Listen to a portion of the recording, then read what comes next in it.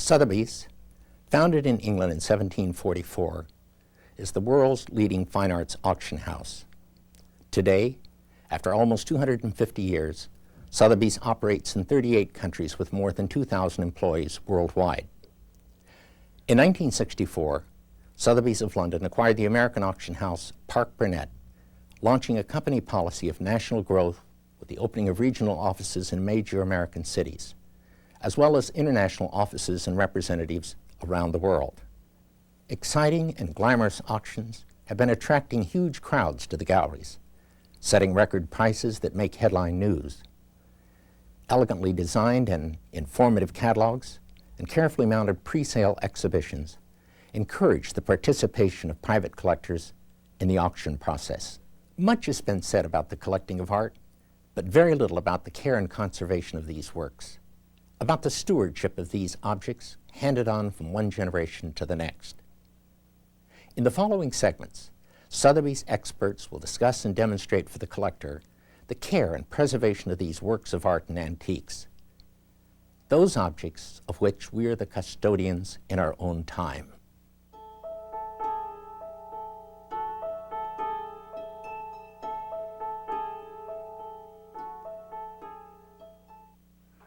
Behind me is the cabinet shop at Sotheby's Restoration. This is where all the property initially arrives. In the following segment, we'd like to show you some of the things that you can do at home to take care of your furniture. This is a very nice small Louis XV tulip wood marquetry commode. A lot of damage to furniture happens when it's moved from one location to the other, either in a house or on a moving truck. We'd like to show you the proper way of just moving a piece of cased furniture. First, we pick up the marble top off the frame and move it forward about a third of the distance. Stand it on end and carry it separately on the vertical. Marble is always carried vertically, never horizontally. When moving a piece of case furniture, it's necessary to grip it by the lowest part of the frame, tilt it slightly backwards as you lift it to avoid any chance of any of the drawers falling out, and carry it to its new location. This is a fine example of a Louis XVI gilt wood armchair, one of a set of 8 sold recently at auction in New York. Quite often this type of furniture is damaged in transit, either by professional movers or by the owners moving it at home because it's picked up improperly. You never pick it up by the cresting rail or by the arms. If the arms are loose, they could come off and the chair could fall. You approach it from the front, put your hands underneath the seat rail, lift it straight up, and carry it to its new location. A very important factor in maintaining any collection is keeping control of the temperature and humidity. What we're looking for is a constant temperature of around 68 to 72, and we're looking for humidity at around 52%. We have 2 types of gauges here. This small gauge doesn't record, but you can read on an hourly basis and see what the change in the temperature and humidity are. This gauge is a lot more expensive and a lot more elaborate, and it records on a piece of graph paper the exact temperature and the humidity at every hour throughout the day and the night. One of the principal tools in controlling the humidity, which is so critical, is a humidifier. On the right, we have the humidifier that should be used. It is a belt-driven machine that takes the air in, adds moisture to the air, and then pushes it back out. The machine on the left is a vaporizer. This simply shoots a stream of moisture into the air. It may be good for a very small area, but for large circulation it serves no purpose at all. This is a George III mahogany card table and pretty well illustrates a couple of problems that happen because of climatic changes.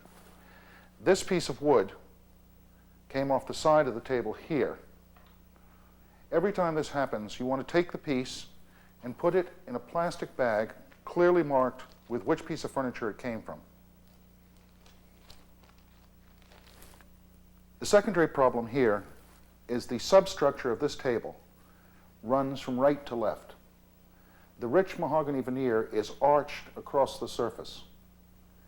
As the substructure contracts and expands because of the change in humidity, the veneer becomes weak and falls off as it has here and over here. This is a George III satinwood Pembroke table, about 1790 in date, very elaborately inlaid with marquetry in the center and parquetry on the flaps. The problem here is because of the humidity or lack of humidity, it has developed two large cracks, one through the center parquetry panel, as you can clearly see, and the secondary crack runs along the edge right through the satinwood. It's very important that this be taken care of as soon as possible by a restorer. Particularly be careful when dusting a piece of furniture like that you don't snag on any of the loose pieces of marquetry and pick them up and lose them. We continually have inquiries about how to take care of antique brass on furniture. This is an example of a George III mahogany drawer front. As you can see, the handles are quite tarnished.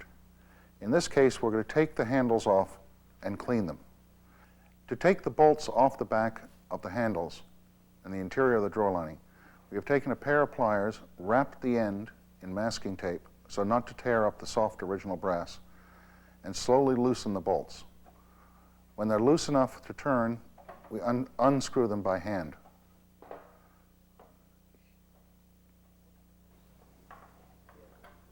Then push the post out through the front of the drawer, and the handle is detached. Now we are ready to put the brass handles into a mixture of warm, soapy ammonia and water. We allow it to settle in the mixture, then scrub it gently with a small brush made of horsehair, which does not scratch the surface. The mounts are then taken and rinsed in cold water, dried off, and are ready to be replaced on the piece of furniture. It is not always necessary to remove the brass handles to clean them. When the brasses are cleaned on the piece of furniture, we make a template that fits around the back plate so none of the cleaning agent gets on the wood and removes the finish. We then take a piece of raw cotton which has been saturated with a brass cleaning agent and gently rub the brass.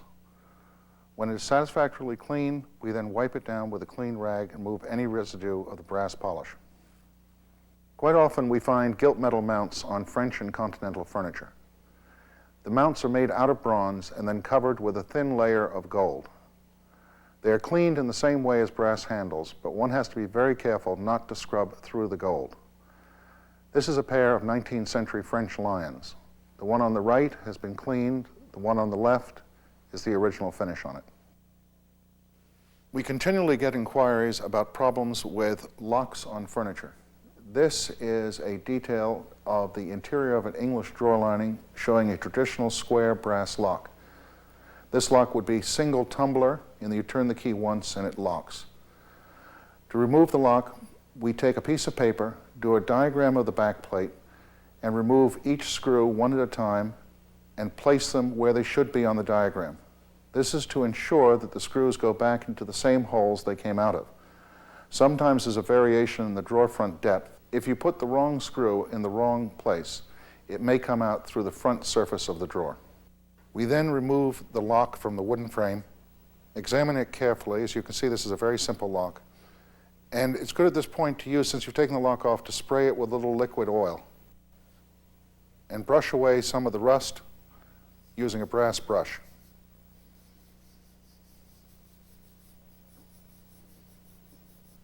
Then wipe off the lock with a clean cloth and test it with the key to make sure it works before you go to the trouble of replacing it.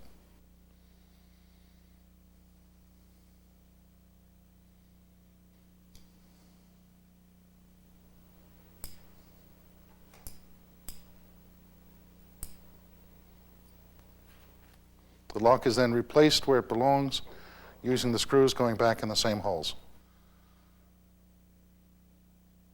This is the back of a French drawer lining, 18th century commode. As you can see, it's a rectangular lock plate as opposed to an English type lock plate, which would be square. Also, when you turn the key, it's a double tumbler. It turns twice to engage the lock. These locks are removed and cleaned in exactly the same way as the English locks, but one has to be a little more careful because they are much more sophisticated locking systems. One of the most common calls we get, usually first thing in the morning, is a complaint that after a dinner party they noticed they'd spilt wax on the dining table. The easiest way to take this off is either with a spatula or a credit card. Remove the candle out of the way, and taking the credit card at a down angle, gently scrape the wax off.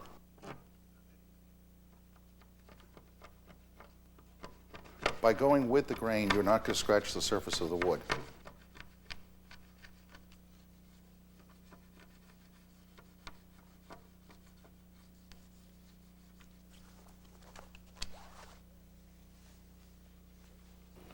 Then, with the residue removed from the table, you take a little distilled turpentine on a clean rag and go over the area where the residue of the wax is.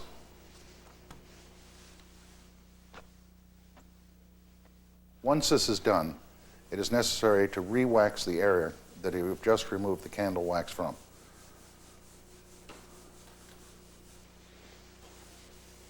Then gently rub the area with a piece of cheesecloth. One of the more common questions we're asked is about water rings on surfaces. These are a typical example of rings left on a dining room table. And these are dark rings left on the surface of this mahogany tray. The dark rings are much more difficult to get out and should be left to a professional. We use a little paste wax and 4-0 steel wool. That's 0000, the finest steel wool made. Rub gently with the grain back and forth over the affected area, and the mark should be lifted out.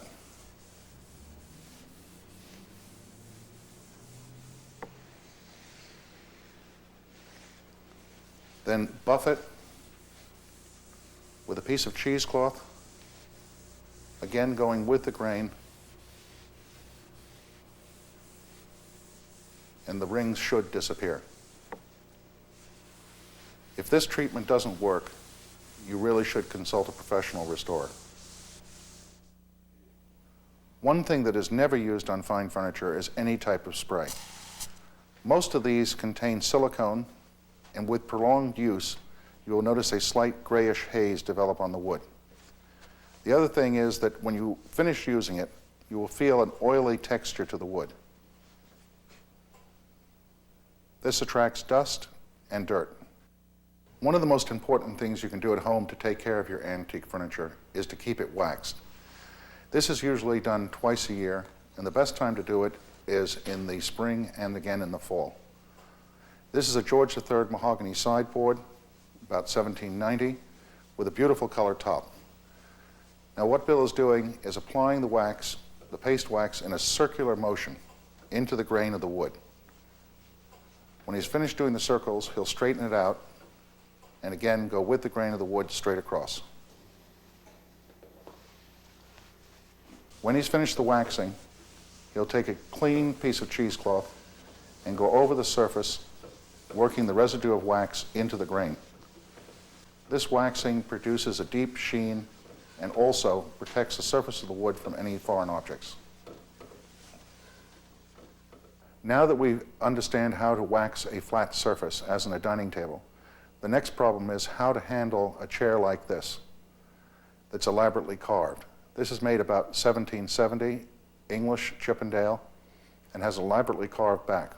Using a stenciling brush and paste wax, we work the wax into the brush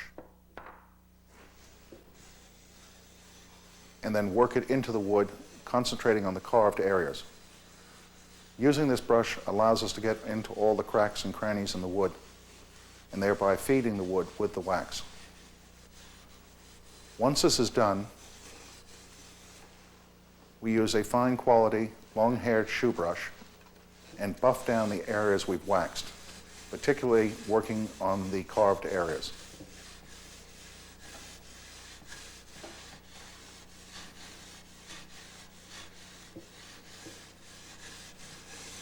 Then we go over the whole piece with a clean cheesecloth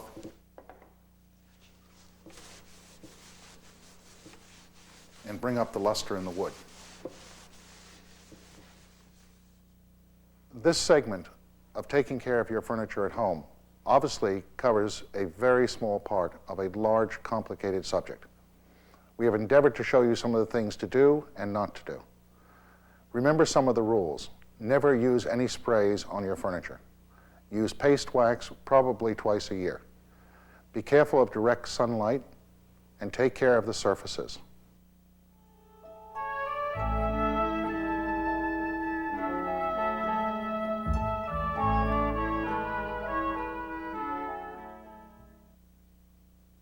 chances are you don't have as many carpets at home as we have here in our warehouse.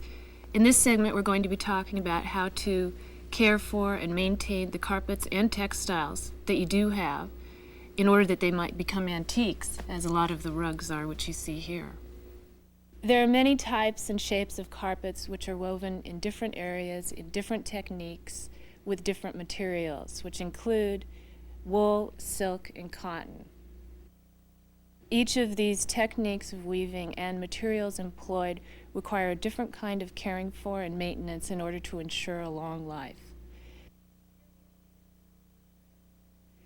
Here we're looking at a Lori Pambat Kazakh rug from the Southwest Caucasus, which is constructed all out of wool, and the care and maintenance of this carpet would be different than that for the silk hariz carpet from Northwest Persia, which is made entirely out of silk. This is a kuba kilim, also woven in the Caucasus. However, it's woven in a slit tapestry technique, which is a technique also employed in European workshops such as Obasan and the Bessarabian work, and this requires a different kind of care than the pile carpets. Other more fragile or delicate textiles you might have around the house include needlepoint rugs, needlepoint used to upholster furniture, or cushions, tapestries, and embroideries. As carpets are used on the floor, they're obviously subject to wear. Uneven wear patterns can result when a carpet stays in the same position in a room over a long period of time. In order to avoid this, it is best to rotate a carpet every year or so to even out the wear patterns. As you can see on the carpet here, one end of the carpet is considerably more worn than the other. It is so worn that it is even beginning to split. The other end of the carpet retains much of its original pile, and this uneven wear pattern could have easily been avoided by turning the carpet. All textiles and carpets are subject to fading by the light. There is no way to prevent some fading unless they are kept in total darkness. As this is not possible, it is recommended that carpets and textiles are kept away from direct, intense sunlight, and for larger carpets, again, rotation will help even out the fading patterns. In order to prevent animal stains from permanently damaging your carpet, you should rinse them thoroughly with warm water before they have had a chance to dry. Unlike other stains, once an animal stain has dried into a carpet, it is impossible to remove. All carpets and textiles should be kept away from humidity and in a dry place. Humidity will eventually cause the fibers, whether they are silk or wool, to break and crack, as we can see in this carpet here. The rugs and tapestries we've been looking at today are all handmade. Therefore, they all have slight imperfections. One of these imperfections is that they are not straight on all four sides. In order to hang a rug or tapestry so that it will lie straight against a wall with equal tension over the surface, we've found that the best way is by attaching a piece of Velcro to the wall and sewing a piece of Velcro to the top back of a rug or tapestry. Thereby, when you place the rug or tapestry on the wall, you can adjust the top of the rug or tapestry to obtain equal tension over the surface, and it will lie flat. This is also very easy for removing the rug or tapestry should you ever need to do so. To prolong the life of your rug or carpet, we would recommend using a thin carpet pad such as this, which will cause friction between the carpet and the floor on which it is lying, and take up some of the natural unevenness of the carpet, which causes uneven wear. We would also recommend the use of caster cups under heavy pieces of furniture, as these help equally distribute the weight of the furniture over the surface of the carpet. On a day-to-day basis, you should vacuum your carpets with a suction vacuum, not a power brush vacuum, and yearly or every 2 years you should have them professionally cleaned. In order to clean more delicate fabrics such as needlepoint upholstery on furniture, we recommend using a suction vacuum over a netting, which will remove the dirt from the needlepoint without damaging the needlepoint. Another reason to regularly vacuum and periodically have your carpets cleaned is to prevent moth damage. Moths will eat wool, and as you can see on the carpet here, they've eaten away the pile from the surface of the carpet. If you need to store a carpet or textile for an extended period of time, it should be rolled on a pole, and for pile carpets, they should be rolled with the pile facing out. This means you will need to flip the carpet over and roll it so that the pile is out, which causes less tension on the foundation fibers. Once the carpet has been rolled, it should be wrapped, preferably with mothballs, and tied, and stored in a cool, dry place. This will ensure that there are no problems with damp, such as dry rot. If you ever have any doubts or questions about cleaning any of your carpets or textiles, especially fragile objects, you should always consult a professional.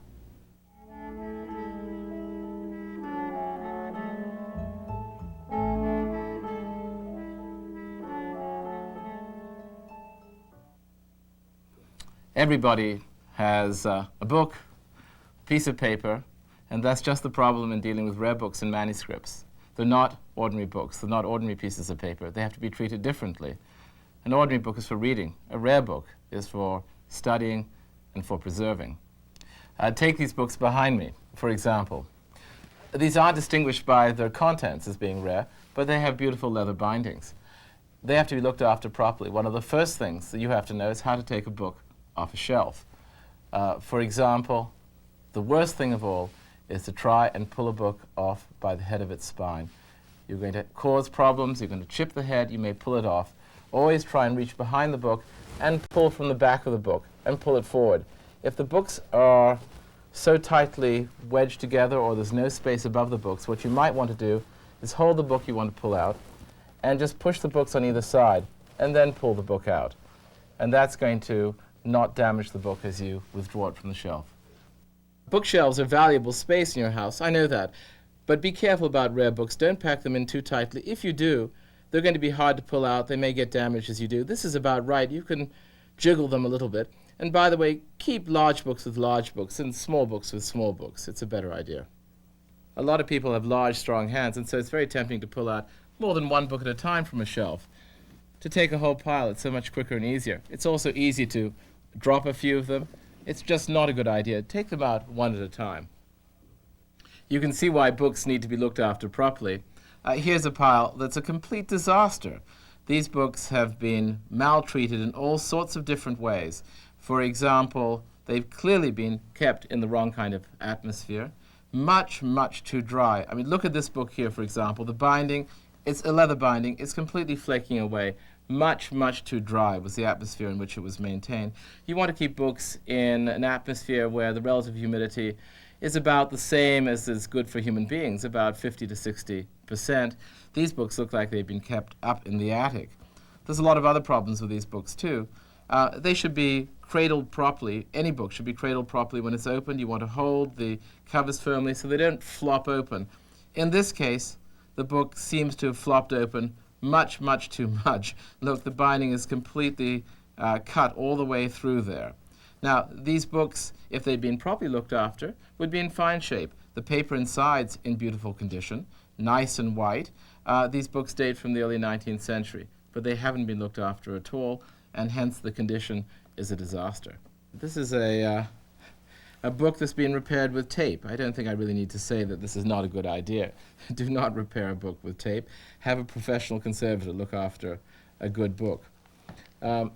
Here's another book which clearly is lacking in proper oiling, and it's been allowed to dry out to such an extent that though it's a very pretty binding, a 19th century binding, the hinge is completely broken and the upper cover is now totally loose. It's a great shame, can be restored to some extent, but it's best never to let it happen by not letting your books dry out. Here are some other things not to do. Don't put acidic paper inside books. Now, most paper is acidic, and what's especially acidic is any newspaper. Here there are some bits of paper which are clearly acidic. Look how it's browned. And that will eventually leach into this nice 19th century, early 19th century paper here and damage it. So be careful about that. Also, when you're dealing with books, and manuscripts for that matter, and you're wearing jewelry, be careful to take it off so that you don't chip the paper or the bindings. Here are some examples of how to care for books properly. This is a first edition of C.S. Lewis's Lion, Witch, and the Wardrobe. Now, it looks rather like a reading book, but because it's a first edition, it's really very valuable. And it's particularly desirable because it's got its original dust jacket. The dust jacket has been preserved by putting cellophane over it. This should be done professionally, but it's meant that the dust jacket is not going to deteriorate further, and that has a great deal to do with the value of 20th century books. This is an example of Hemingway's first book. It's extremely fragile because it only has paper wrappers, and yet this particular copy is in absolutely pristine condition, and it's going to stay that way because it's kept inside a chemise, and that in turn is kept inside a slipcase, and it's just not going to get damaged by rough handling because of that. And then a third book that I have here is the first edition of Dracula from the late 19th century.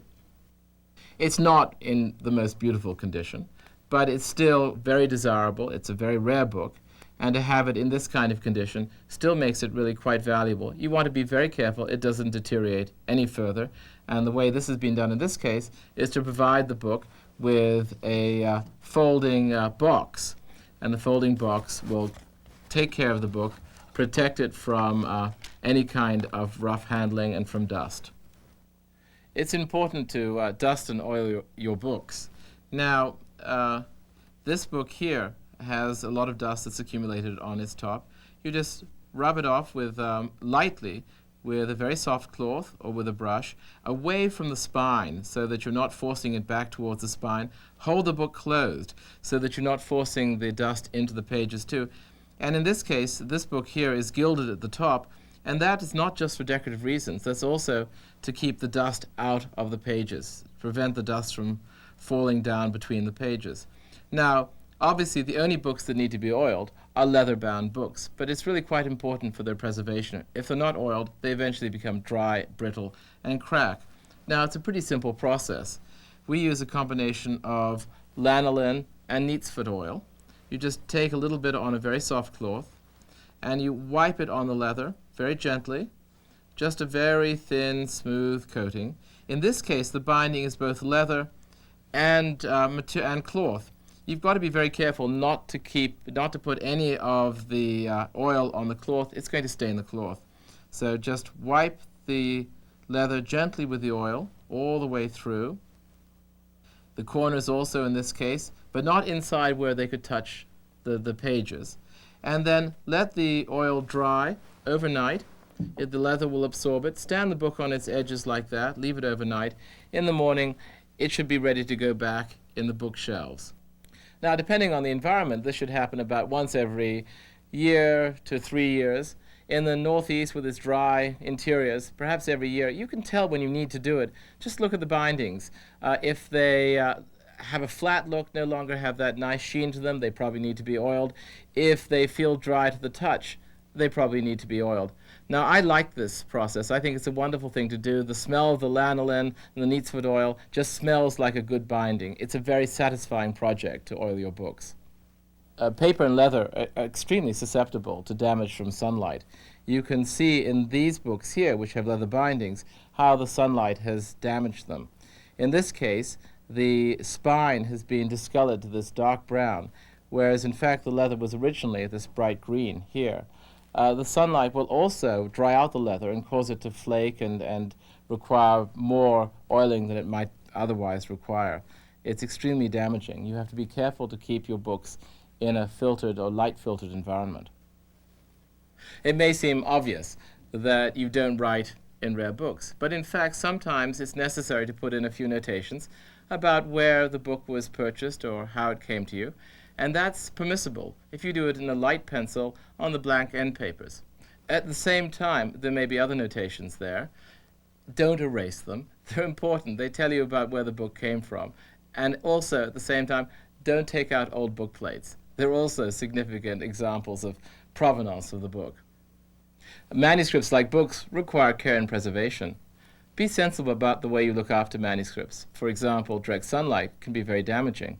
I remember a client who brought in a George Washington letter, which had been hanging in the family dining room for the last 30 years in direct sunlight.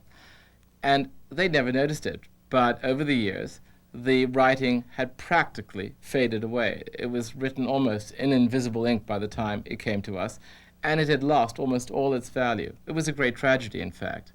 I have here a Benjamin Franklin letter.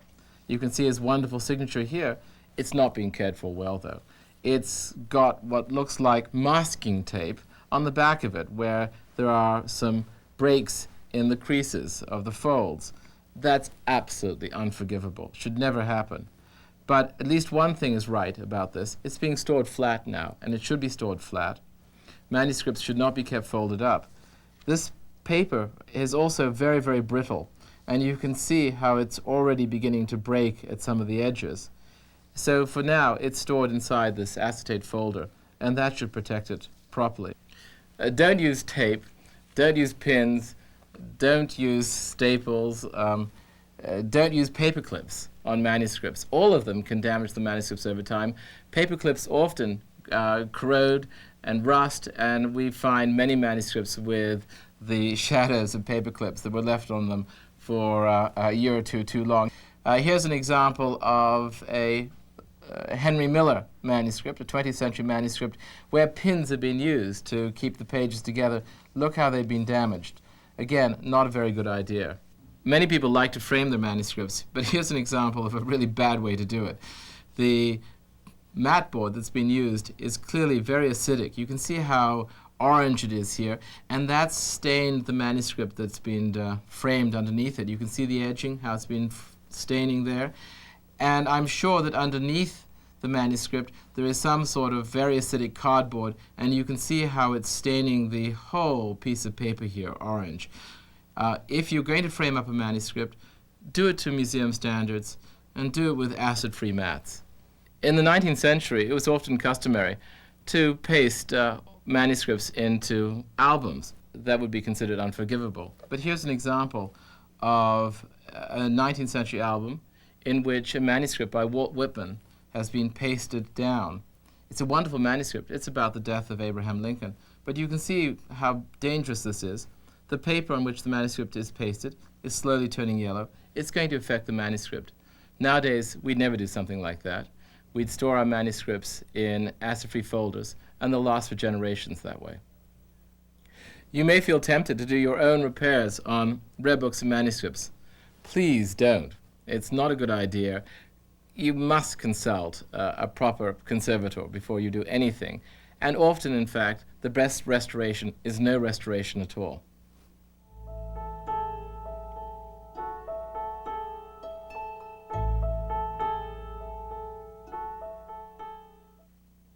There's an old French epigram that says the history of ceramics is the history of all mankind. But what are ceramics? Ceramics are pottery and porcelain. Pottery being the earliest form of vessels made and fired by man, porcelain being something a little more sophisticated. Porcelain vessels were made earliest in China and sought after desperately by the Europeans, who by 1710 had finally found the secret of making hard paste porcelain. Hard paste is true porcelain, and it was made first in Germany, then in Italy, and on into the other countries. The other form of porcelain is soft paste, and soft paste was the first kind of experimental porcelain made first in Italy, and then in France, and finally in England, where it is still made today as bone china. Those are basically the kinds of pottery and porcelain, but how do we handle them? This is what we will find out next. In handling ceramics, remember that everything's breakable, but don't let that scare you. Don't get nervous just because you think you're going to drop a piece. Just keep calm and by all means keep things clean. Now, as you prepare to clean things or handle things, you should remove all jewelry because it will scratch or even break a piece. Take off your dangly necklaces. Those can catch on the extremities of a piece.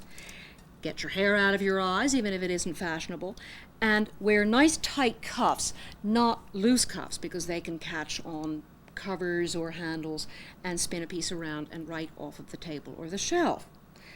Now, before picking something up, you want to examine it for any kind of damage. Something may look quite perfect to you, but if you get up close, you can see that there's a little chip or a little crack, or in fact, a great big restoration. For instance, with this dish, it looks yellow and you think maybe you have to wash it. In fact, it's completely restored. We've scraped away the part of the dish that wasn't restored so that you can see how originally white it was. And all of this yellow business is restoration. Now, when you come across a restoration like that, you know it's an area that you can't pick up a piece by.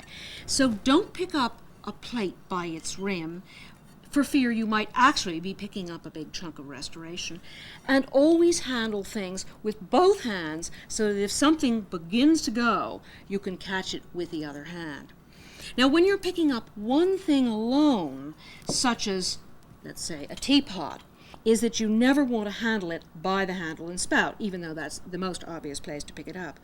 This teapot looks quite all right until you spin it around and find out that the entire spout has been off and in fact chipped at the end. So if you pick this one up by its handle and spout, you'd be probably in deep trouble. So what you want to do is cradle it in both hands, hang on to the cover, and if you're ever walking alone out of a room and you have a collision, you want your hand to be preceding the object so that your hand takes the hit and not the breakable object. In packing anything to move it across the room or across the country, you want to make perfectly sure that everything is very well protected.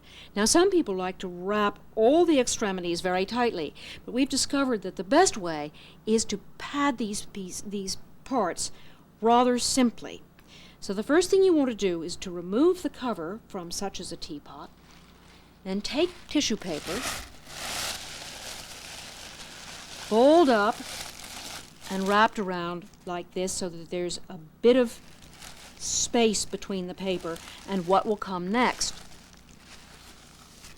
A fresh piece of tissue, or as many as you need.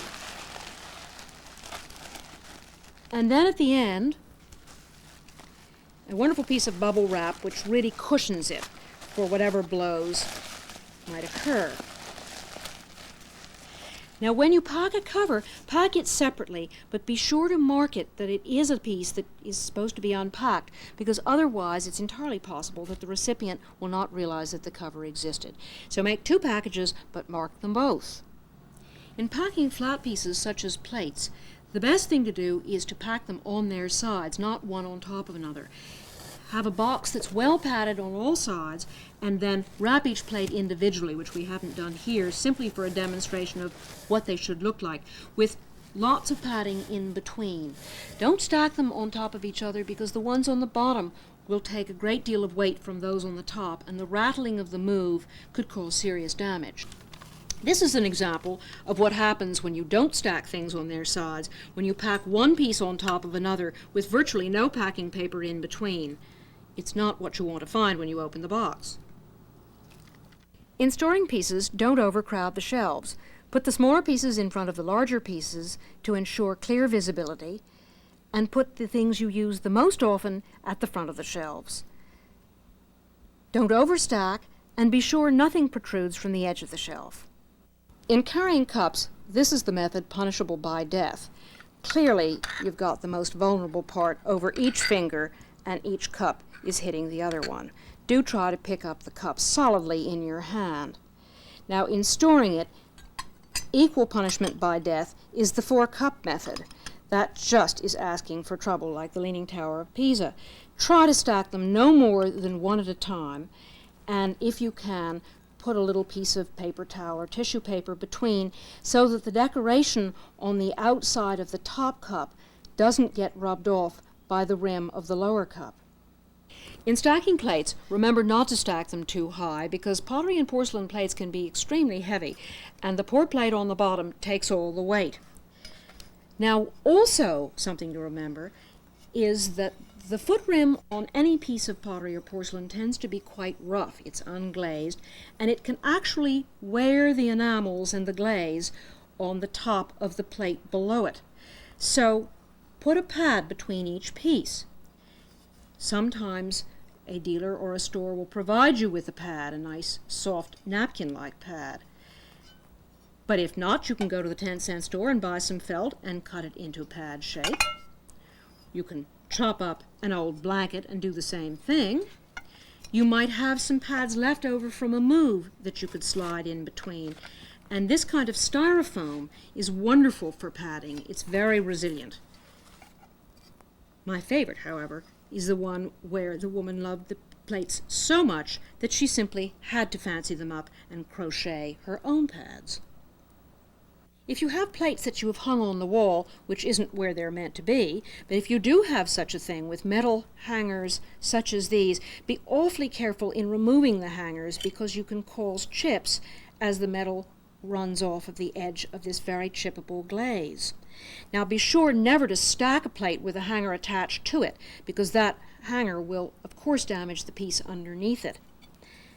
And if you possibly can, get smaller hangers that you can buy at almost any hardware store and pad the little metal ends with some form of cotton or plastic wrapping so that when you do pull the hanger off, it will not damage the rim of the plate. You may have an occasion to label a piece of pottery or porcelain, but be very careful about enameled surfaces. Often the enamels have not been fired on terribly hard, and a gummy or sticky label will actually pull them straight off.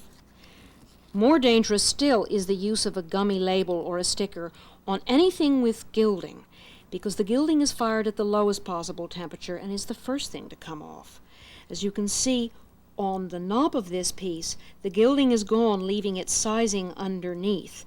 And it's very sad because that old gilding can never be completely replaced. So if you have to label something, possibly the best way to do it is to tie a tag onto a piece, or certainly put your sticky label on an area where there's no decoration. The temptation in displaying any piece with a cover is to lash the cover down with a piece of sticky tape so that it doesn't fly off if you're dusting it or moving it around. Not a very good idea because the sticky tape can actually remove the enamels and the gilding if the edge has gilding. There are substances that are much better that you can buy at the hardware store quite easily. And you take a little tiny glob of them and put them on the inside of the rim of the teapot where they really won't show, and then anchor the cover down. They don't harden so that your cover is permanently in place, but they do keep the cover from flapping around if in fact the feather duster gets a little bit busy. Washing your pottery and porcelain is of greatest concern. The air that gets your pieces dirty is the same air we breathe, and it's no better for your lungs than it is for your pieces of pottery and porcelain. Now, if you've given a dinner party and there's food on the underside of the plates, make sure that is off, because that actually may have acid in it that can cause stains on pieces, on the top of a piece or on the bottom.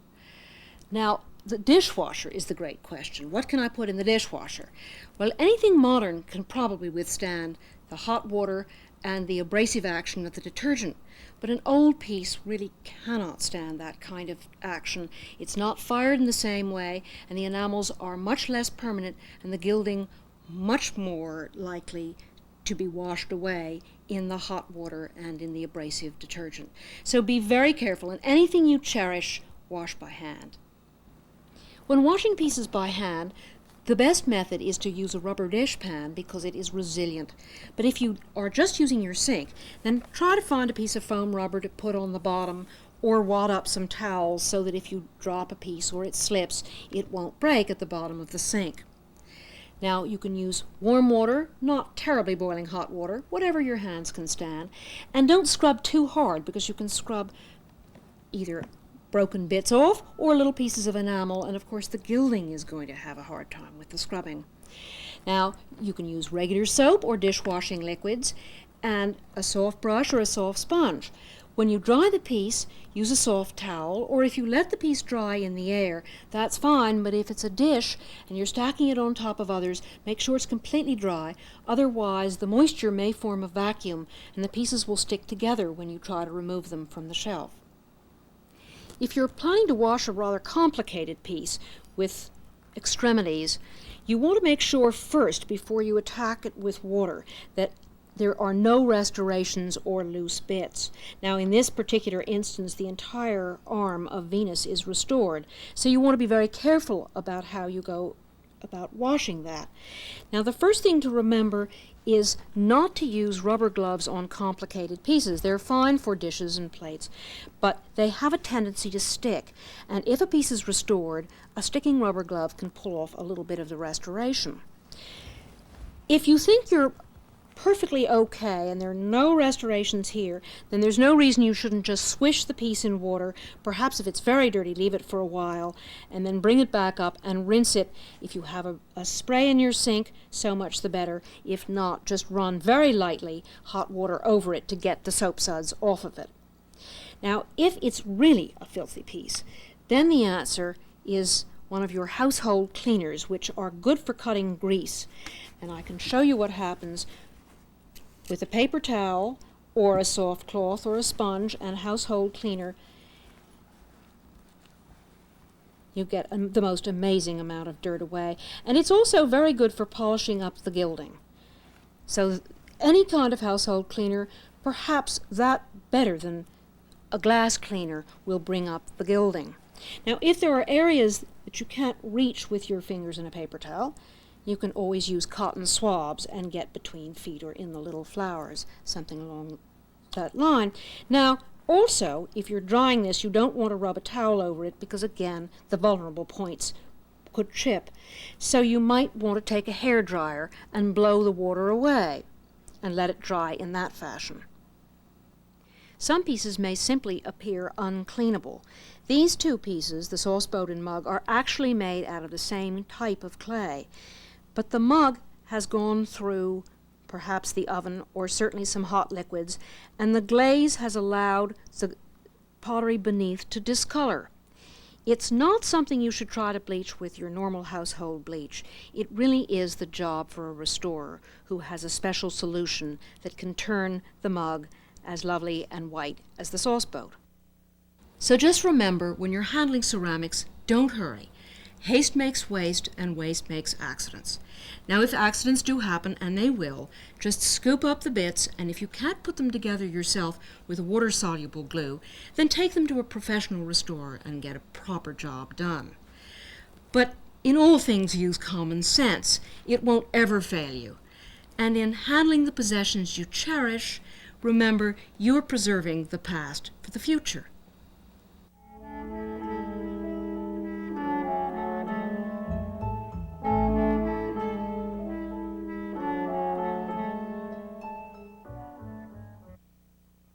I'm going to be talking to you about the home care of clocks.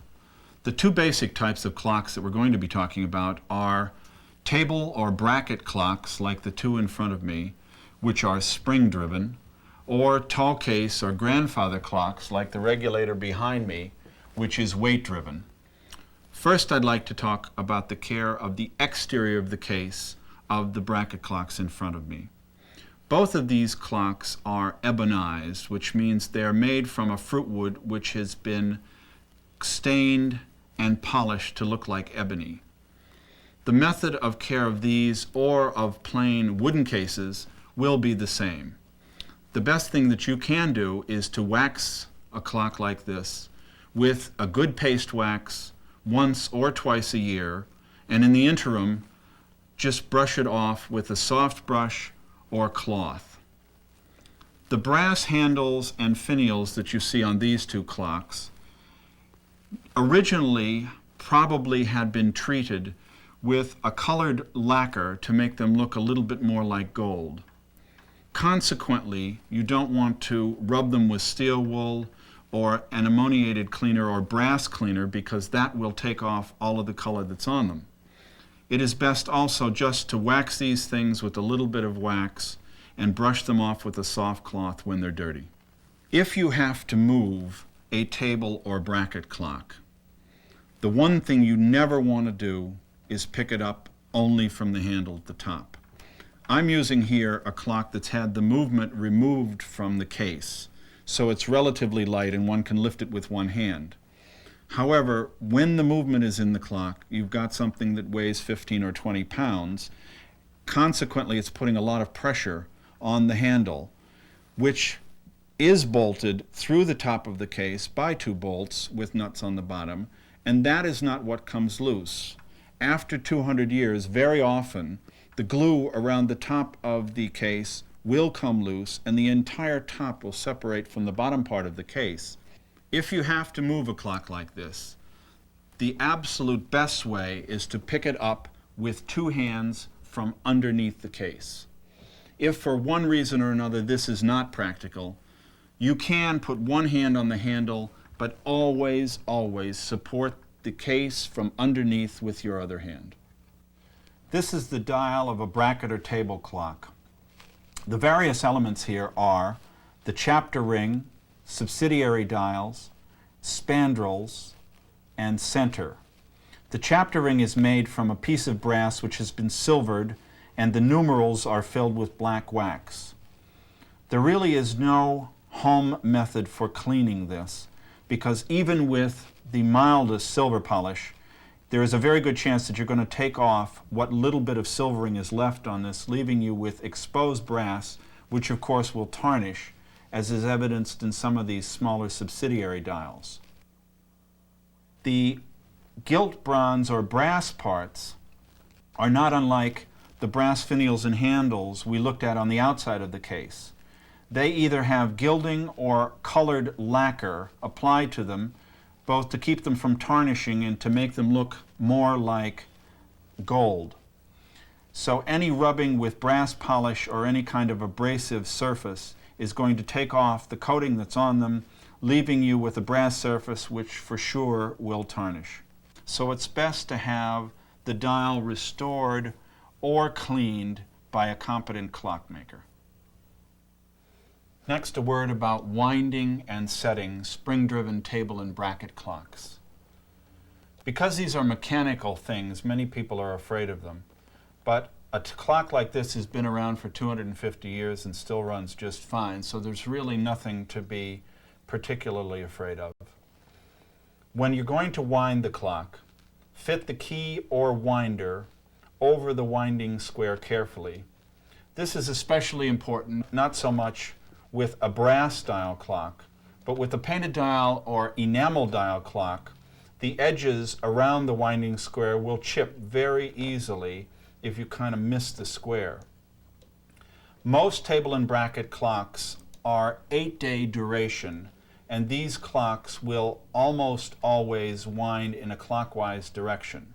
So that if you just slip the winder over the winding square, turn it slowly until it stops.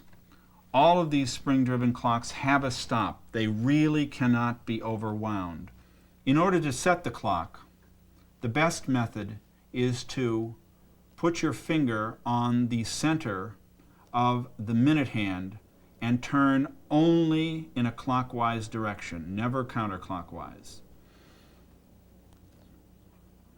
If the clock comes to the hour, or in the case of this clock, which is quarter striking, to one of the quarter hours, and it strikes, you must stop until it is finished striking completely and then continue along to the next quarter. Move the minute hand in a clockwise direction thusly until the desired hour is found. A most important consideration in moving a bracket or table clock is stabilizing the pendulum before you begin. On this clock, we have a back plate which has a hook on the lower right-hand side which accepts the pendulum and will not let it flop back and forth. It is important that this be done before moving the clock to avoid damage to the suspension spring or crutch. Many other types of bracket clocks will have a screw that will press the pendulum against the back plate. If you have a clock that has neither one of these devices, an acceptable method is to put a piece of masking tape over the pendulum attached to both sides on the back plate until you've accomplished the movement you desire. The care of the case of grandfather weight-driven tall case clocks is as you'd expect for any fine piece of furniture. These clocks should be waxed once or twice a year with a good quality paste wax and rubbed with a soft brush or cloth. in the interim dusted with a soft brush or cloth. It's very important that a stable environment of temperature and humidity be encouraged, and that the clock not be set up near or over a heat register or next to a radiator. In setting up a tall case weight-driven clock, the most important thing that you can do is affix the clock to the wall.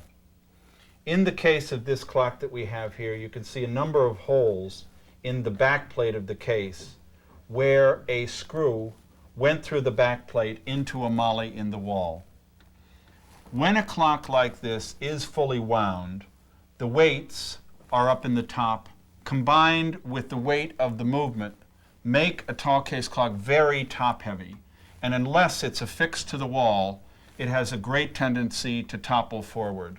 If it becomes necessary to move a tall case clock, it's important first to disattach it from the wall and take it to its individual components. This involves removing the weights from the pulleys, the pendulum from the movement, then the hood is taken off the clock and the movement is taken out. In order to facilitate this, it is necessary that the weights be at the bottom of the case, which means that the movement is completely run down. This is the back plate of the movement of the tall case clock, showing the pendulum rod, the suspension spring, and the pendulum crutch. In order to remove the pendulum from the clock, grasp the rod, lifting slightly to remove the suspension spring from the suspension block, and pull directly backwards in order to release the block at the top of the pendulum rod from the crutch. It is important not to bend the crutch in any way when you're removing the pendulum block. Winding regulation and setting of the tall case clock. The winder is fit over the winding square. In most tall case clocks, the winder is turned in a clockwise direction slowly. At the same time, you will see that the weight is rising in the case, and this is best, of course, done with the door open. There will be a stop when the weight is fully wound to the top, and at that point, it is imperative that you stop turning the winder and then move to the other winding square and repeat the process. To set the time on the tall case clock, the minute hand is moved always in a clockwise direction, preferably with your finger at the center of the hand. When you reach the hour, it is best to let the clock strike fully before continuing upon the rotation to the next hour. To regulate the speed of a tall case clock, or for that matter, a spring-driven table or bracket clock, the pendulum is either lengthened or shortened depending upon the speed with which the clock is running.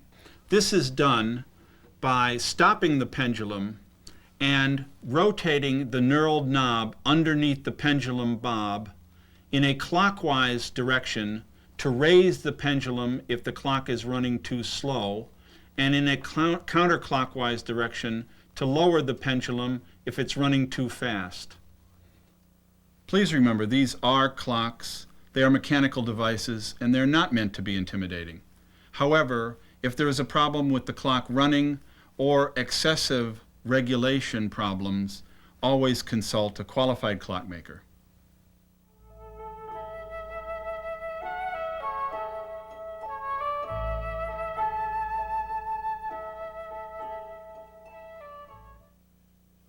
I remember an interesting exhibition in London in the late 60s of fantastic English silver from the Kremlin in Moscow. The curious thing about this exhibition was that they did not clean the silver. Their policy was not to clean it. They said that if they cleaned it, it would be worn out like our Western silver by constant polishing. Theirs, on the other hand, uncleaned, untouched, would remain pristine. The public's reaction was glum, and I'm glad to say that the Russians have, like us, returned the silver polish bottle and the duster to bring the silver up to the right luster and to the life and character that it gets from being constantly polished and looked after. The table you see here is set for a particularly grand dinner party. It shows the stylistic changes in fashion in English silver from about 1750 through to 1850. The styles encompass the rich Rococo, strict neoclassical, handsome Regency, and through to the Rococo revival again. Amongst the coats of arms are those of the Earl of Harwood, the Earl of Thanet, and the Earl of Dudley. Obviously somebody very important is coming to dinner tonight, possibly its mother-in-law, and we know how critical she is going to be if the silver isn't spotlessly clean. Almost nobody likes to clean silver. Some even profess, or perhaps I should say pretend, to be allergic to the cleaning agents. Perhaps the best advice of all I can give you is to give the job to somebody else. But if you're not in that happy position, then I suggest that you clean the silver as little as possible, that is to say, as little as is consistent with the metal still looking bright and clean. There are so many methods of cleaning silver to choose from. A lady client of ours, quite a serious collector, uses a bath of water with spick and span and a strip of aluminum foil, with, she claims, very satisfactory results. On the whole, we wouldn't recommend that formula. There are many choices of cleaning agents on the open market, from regular polishes to silver foams. The Goldsmiths Hall in London uses a silver foam for regular cleaning. Some museums still like to use a mixture of jeweler's rouge with alcohol, sometimes mixed with a bit of ammonia, for their earliest silver. But whatever polish you decide to use, do be careful always to rinse the piece after cleaning very thoroughly, and also dry it equally thoroughly. And it might be helpful here to use a regular electric hairdryer. The use of silver dip is a controversial subject.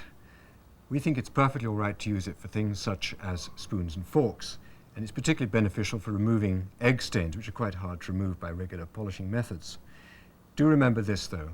Only immerse the piece for the briefest possible period. 30 seconds should be more than enough, and rinse it very thoroughly in cool water afterwards. After the use of dip, one really does need to get a polish onto the object, and a piece like this plain teapot will take a lot of polishing. It would be very hard to damage the surface. The beauty of this teapot, which happens to be designed by Henning Koppel and sold by George Jensen, is its reflective surface and its very streamlined contours made in the 50s. The only thing to be careful of here is try to keep the polish away from the wood handle, which equally should not be immersed in water. Try to keep the handle above the level of the water, otherwise the handle will be stained and will eventually separate from its sockets. This is another object which will take a lot of hand polishing. There's no intricate detail to abrade or to wear out. The beauty of this piece rests really in the play of light on its contours and its lobes and flutes. Note that, like the preceding teapot, it has a wood handle, in this case an exotic hardwood, and that wood has been used also for the finial on the top. If you're a fastidious cleaner, you can unscrew the finial on the top, which is secured by a wing nut inside, and after cleaning, replace it. This little teapot stand made in the late 18th century is exactly the sort of piece which should get as little cleaning as possible. The whole appeal of this piece is its bright cut engraving. The metal is engraved at an angle, cut at an angle, so that it reflects the light. When that has gone, the appeal of the object is more or less gone too. The perspicacious here will notice that the monogram perhaps is not of the period in the center of the piece, but that is a small penalty for an otherwise choice piece. Behind it is a piece where the engraving really has been worn almost totally away by polishing. This is an earlier sugar box of the 1720s, and the decoration has now almost vanished through heavy-handed cleaning. That is true both of the decoration on the cover and indeed of the coat of arms on the front here. Just as it's extremely important to protect the surface decoration of a piece from too much polishing and rubbing, so it's of paramount importance to protect the marks. A large part of the value of this George I silver salver rests in its marks. Fortunately, they've been struck on the back side of the salver rather than on the top, in a position where they don't really get very much wear. Nonetheless, when cleaning silver like this, do try not to rub the marks at all. As it stands, these marks are in pristine condition and tell you all that you need to know about the salver. On the left, you have the maker's mark of Paul de Lamery, Next, you have the London mark, which is the lion's head erased. Next to that is the figure of Britannia. This shows, of course, that the salver is made of a higher than sterling silver. And the last mark is the date letter G, in this case for the year 1722. Once you damage those marks or rub them, a large proportion of the interest of this fine piece of silver is gone. This is a piece which needs a little extra help. As you can see, it's a very intricate object indeed. It's made by the Royal Goldsmiths, the Garrards, in the beginning of this century, but after a 16th century original.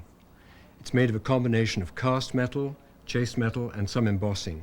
To aid in cleaning this, and particularly to get the residue of polish out of the crevices, a plate brush can be a handy tool. Plate brushes used to be a thing of the past, and people would complain that they were unavailable. They are generally available now. Make sure the bristles are really soft. Similarly, when using a sponge or cloth, it must be the softest possible fabric. There are various degrees of cleanliness in silver, and I think most people would consider that this little box is quite clean enough. However, if you really have an extremely high standard of cleanliness, there is a little trick you can do. You simply take a piece of tissue paper and stretch it tightly over the surface of the object, and then what appeared to be perfectly clean suddenly shows up to be really quite full of dirt. This is being highly critical, and for most people would be satisfied with the eye test rather than the tissue test. Silver gilt, or vermeil as it's often called, is very vulnerable to wear. There's no better instructions for cleaning it than those given by the great silversmith Paul de Lamry in the middle of the 18th century. His advice is as good today as it was when given then. Clean it now and then, he says, with only warm water and soap with a sponge, and then wash it with clean water and dry it very well with a soft linen cloth, and keep it in a dry place, for the damp will spoil it. This piece happens to be made in about 1840. It carries the arms of the city of Liverpool on the front, suitable heraldic supporters being mermen, and on the top of the cover there is an anchor and a buoy in reference to the maritime or the shipping trade that Liverpool was so famous for. You should note that I'm holding it by the top of the handle and the bottom of the foot. If you're not going to be a purist like a museum curator and use white gloves, try to hold a piece of silver in areas where you will not leave fingerprints. It's very easy to hold it by its extremities and therefore minimize the finger contact to the piece. Silver plate, of course, needs careful, or certainly minimal cleaning if you're not to get back to the base metal on which the plating has been done. This is a French silver-plated canister of the 1810-1820 period, and you can see how the copper is showing through at the corners from constant polishing. Some people don't mind a little bit of bleeding, as this is called. When it gets severe, you have no choice really but to replate the object. When it's got to the point of wear where that decision has to be taken, some of its value has already gone, so it's really up to the individual which step to take. And I'm holding a Moscow beaker made in the 1780s with a generous amount of niello inlay. It's absolutely imperative never to put such a piece in silver dip, as it will immediately react against, it will remove the niello immediately. So a very mild detergent and water should be sufficient cleaning for this piece. It must be very tempting to put your flatware into the dishwasher, but we really can't recommend it. The detergents used are too harsh, and the silver will come out looking very dead white. Also, it's particularly disastrous to put knife handles into the dishwasher, since the blades will separate from them. If you don't mind these problems and insist on using the dishwasher, do at least try to separate your silver pieces from the stainless steel. Remember that silver is a very soft metal, and so obviously you should stay a long way away from things like scouring pads, Brillo, even those double-sided sponges which can be so helpful. Also, please, if you do have to send your silver out to the silversmith to be repaired, do ask him not, as they sometimes still will do, not to put it on to a buffing wheel, a mechanical buffing wheel. This will give it a mirror or even a chromium-like finish, and you will have lost a lot of the charm of the patina that your silver will have acquired over the years of use. if you were going to store your silver, you should take an acid-free tissue paper and wrap the object in that, and then place it in a piece of bubble wrap, which won't, of course, help tarnish-wise, but will protect the piece in case of it jostling against another piece in the storage cabinet or cupboard. And then thirdly, you put it into a plastic or polythene bag. Most people put these pieces into sealed bags. However, that can build up condensation. And if you look at this particular bag, you'll see it's perforated with holes at the sides so that there is always a little bit of air circulating. There are various kinds of cloth which are impregnated to retard tarnish, and all of these are highly to be recommended. They come fitted for flatware, they come fitted for just about every size piece of silver you could ever hope to find. You can, of course, line your flatware drawers with it, and it is an extremely great help in lessening the number of times in a year you're going to have to clean your silver. It's okay to use lacquer for those things not in use at the table, but you really must have it professionally applied. The silver must be scrupulously clean and the lacquer very evenly applied. If it's properly done, it will last for at least 5 years.